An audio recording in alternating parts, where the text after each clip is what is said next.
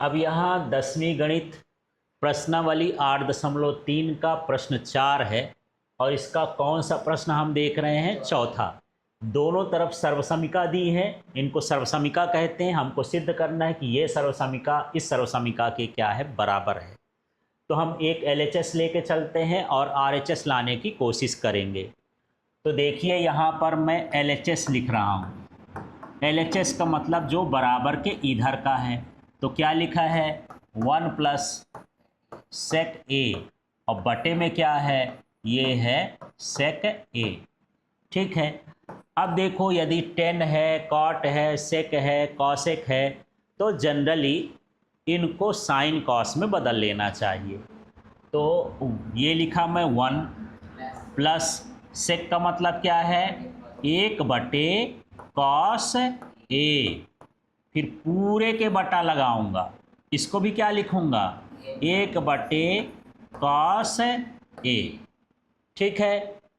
आगे का स्टेप देखो, ये कॉस का पहले 1 से क्या होगा? गुणा। तो क्या हो जाएगा? यहाँ पर गुणा करोगे 1 से तो क्या आ गया? इसका गुणा कर दोगे तो क्या हो गया? कॉस ए प्लस क्या हो गया? 1 लिखा है। अब पूरे के बटे क्या हो जाएगा? Cos A. ठीक है। अब ये जो बटे में लिखा है इसको गुणे में लिख दो।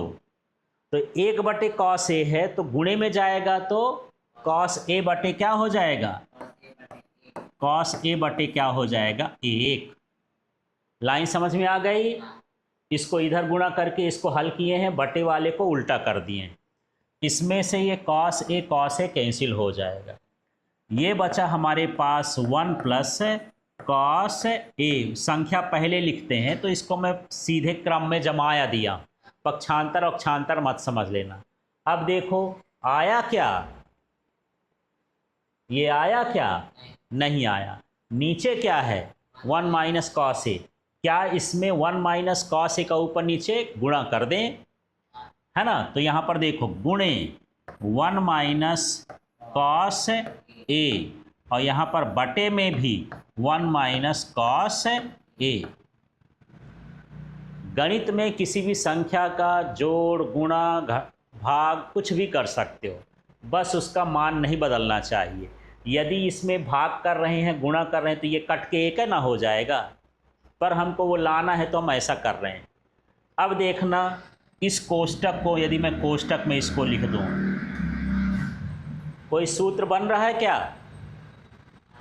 कौन सा सूत्र? ए प्लस बी। एक कोष्टक हो, ए माइनस बी एक कोष्टक हो, तो इसका मान होता है ए स्क्वायर माइनस बी स्क्वायर। तो यहाँ देखो ये ए प्लस बी समझो, ए माइनस बी समझो, उसके हिसाब से इस कोष्टक को देखेंगे तो ए स्क्वायर माने 1 का स्क्वायर, तो कितना हुआ? 1। बी स्क्वायर माने कॉस का स्क्वायर, तो क्या हो जाएगा? ये माइनस लगा है तो माइनस कॉस स्क्वायर ए। बटे में क्या है?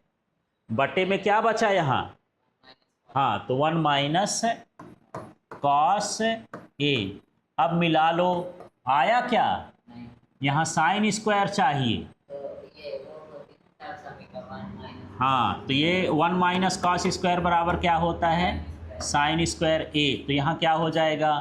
1 माइनस कॉस ए। बटे में तो लिखा ही है। सर्वसमीका लिख सकते हो कि साइन स्क्वायर ए प्लस कॉस स्क्वायर ए का मान कितना होता है? 1। इसलिए 1 माइनस कॉस स्क्वायर का मान क्या हो जाएगा? Sine square. ये जो आया ये किस में दिया है? हमारे RHS में। ठीक, इस तरह से इसको सिद्ध कर देना है।